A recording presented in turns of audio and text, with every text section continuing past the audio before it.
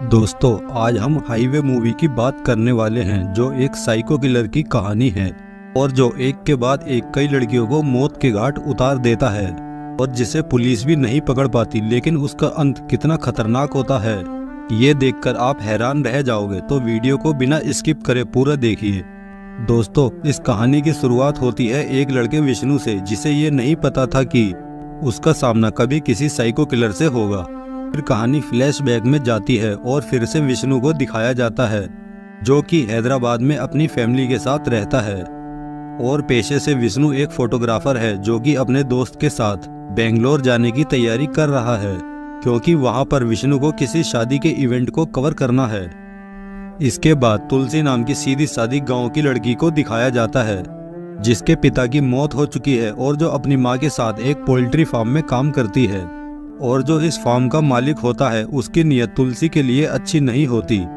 एक दिन वो तुलसी के साथ जबरदस्ती करता है लेकिन तुलसी की माँ उसे बचा लेती है और तुलसी को बताती है कि तुम्हारे पिता मरे नहीं हैं बल्कि बेंगलोर में रहते हैं, तुम उनके पास चली जाओ। तुलसी भी बेंगलोर के लिए निकल पड़ती है।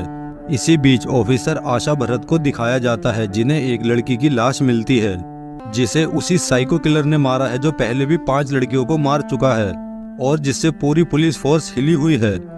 खूनी ने इस लड़की को भी उसी तरह से मारा था जिस तरह से उसने बाकी लड़कियों को मारा है।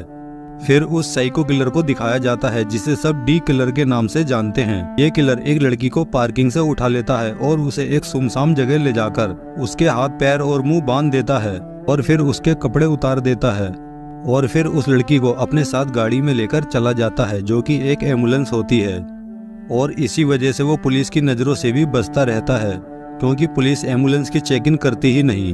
वो किलर इस लड़की को भी मार देता है और एक तालाब में फेंक देता है।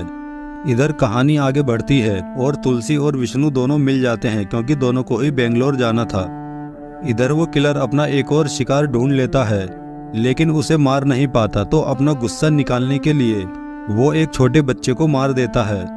ऑफिसर आशा मौके पर पहुंचती है और मामले की तहकीकात करती है और इस किलर का स्केच बनवाकर सब जगह सर्कुलेट करवा देती है।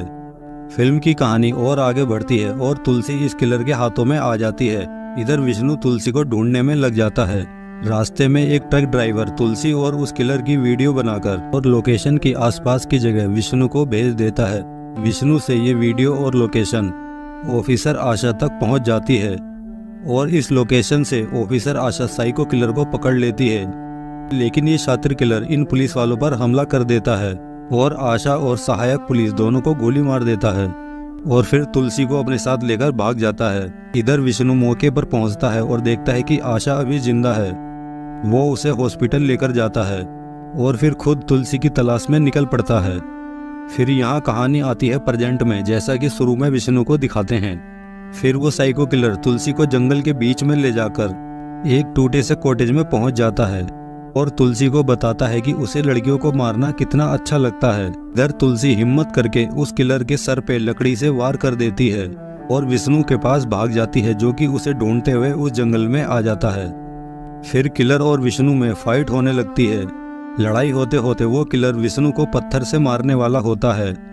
तभी वहां पर अचानक से एक शेर आ जाता है जो कि उस किलर के सर की चोट की महक की वजह से उस किलर पर हमला कर देता है और उस डी किलर को मार डालता है। फिर तुलसी और विष्णु का मिलन हो जाता है।